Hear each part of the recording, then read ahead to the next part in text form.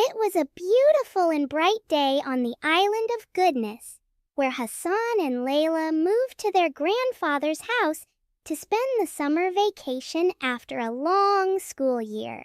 The place was filled with laughter and the delicious smell of the dinner that Grandma was preparing, and smiles were on everyone's faces. After a beautiful week of adventures all over the island, visiting the mountains and beautiful beaches, Grandpa whispered in Grandma's ear, "I have an idea for a special adventure for the kids tomorrow. Let's hide a small treasure in the backyard and see how the children react to this adventure." Sounds like an exciting idea. And what is the treasure? We will prepare a small box, fill it with shiny coins, colorful beads, and a letter containing a special message inside.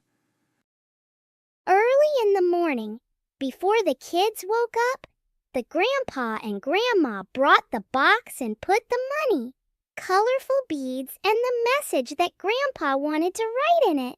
They went and hid it next to the old oak tree in the backyard of the house. After a beautiful morning of breakfast with Grandpa and Grandma, Grandpa started talking. I heard that there is a treasure hidden somewhere in the backyard, and they say that the treasure is for those who can find it and use it wisely, but only the brave and the smart will be able to discover it. The children's ears perked up. Hassan and Layla exchanged excited glances. "Treasure? In the backyard?" Hassan whispered, his eyes wide with excitement. We have to find it. Layla shouted, already feeling the thrill of adventure. Hassan and Layla quickly went, planning the search. Layla, being the eldest, took the lead. Let's work together to find the treasure. We'll start by searching under the trees and bushes. They took some small tools from the garden storage and headed out to the backyard. The sun was still shining, and the cool breeze made the day perfect for adventure. As they searched, they laughed and talked about what they would do if they found the treasure. I'll buy some new books. "I'll save some to buy a gift for my aunt and use the rest for our trip to the Beach of Lights." Grandma nodded proudly, knowing that they were all thinking of ways to use the treasure wisely. After a while, Hassan noticed something unusual near the old oak tree at the edge of the yard. "Look, there's something shiny under that tree." Hassan and Layla rushed over and began carefully digging around the place. They soon discovered a small, ornate box, just as their grandfather had planned.